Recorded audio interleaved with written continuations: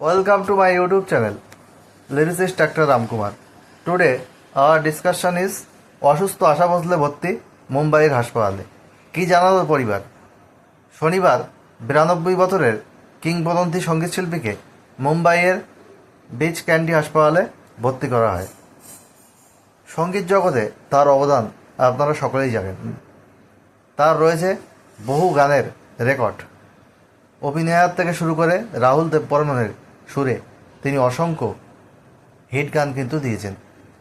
No matters how much is said about her, it is never enough. অসুস্থ হয়ে হাসপাতালে বসিয়ান সঙ্গীতশিল্পী আশা ভোসলে। সূত্রে খবর, কার্ডিয়াক অ্যারেস্ট হয়েছে তার।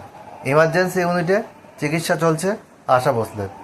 ব্রিজ ক্যান্ডি হাসপাতালের চিকিৎসক প্রতীক সামদানি জানিয়েছেন, শনিবার কার্ডিয়াক অ্যারেস্ট হয় 92 বছরের কিংবদন্তি সঙ্গীতশিল্পী। তারপরেই তাকে হাসপাতালে ভর্তি করানো হয়। আপাতত ইমার্জেন্সি মেডিকেল সার্ভিস ইউনিটে তার চিকিৎসা চলছে। আশা ভোসলের অসুস্থতার খবর সামনে আসতেই এক্স স্যান্ডেলে পোস্ট করেছেন তার নাতনি জানাই ভোসলে। পরিবারের তরফে কার্ডিয়াক অ্যারেস্টের কথা জানানো হয়নি।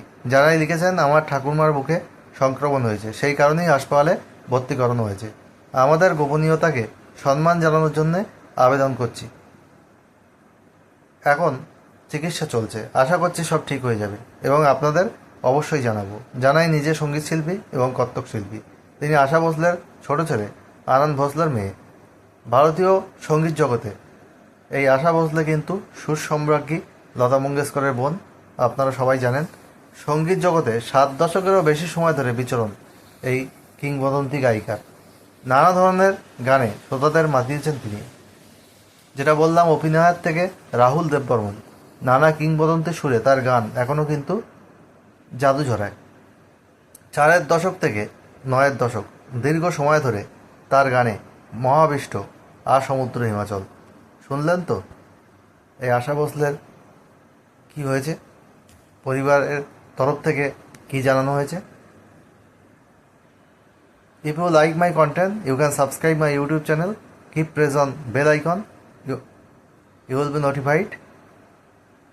You can hype our videos, share our videos to your friends, family members and loved ones.